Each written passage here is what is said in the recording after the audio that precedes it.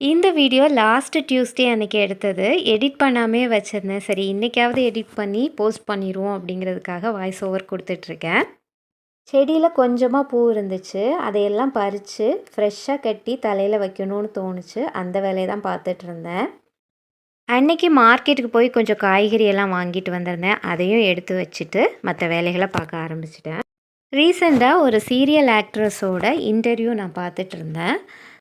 நம்மள பல பேர் இந்த சிச்சுவேஷனை தாண்டி வந்திருப்போம்.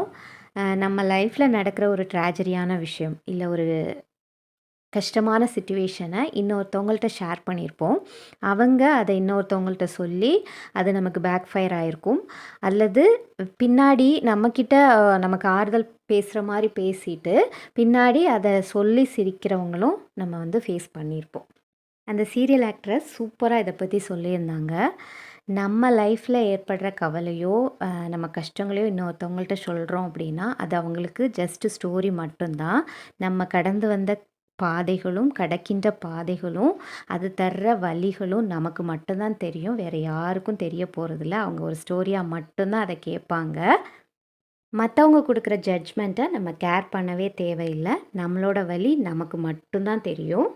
மேக்ஸிமம் நம்மளோட கவலைகளை மற்றவங்கள்ட்ட ஷேர் பண்ணுறத விட கடவுள்கிட்ட ஷேர் பண்ணுறது ரொம்பவே நல்ல விஷயம். இதை பற்றி நீங்கள் என்ன நினைக்கிறீங்க அப்படின்னு கமெண்ட்ஸில் கண்டிப்பாக எனக்கு தெரியப்படுத்துங்க. அடுத்த வீடியோவில் கூடிய சீக்கிரமே சந்திக்கலாம். பாய்.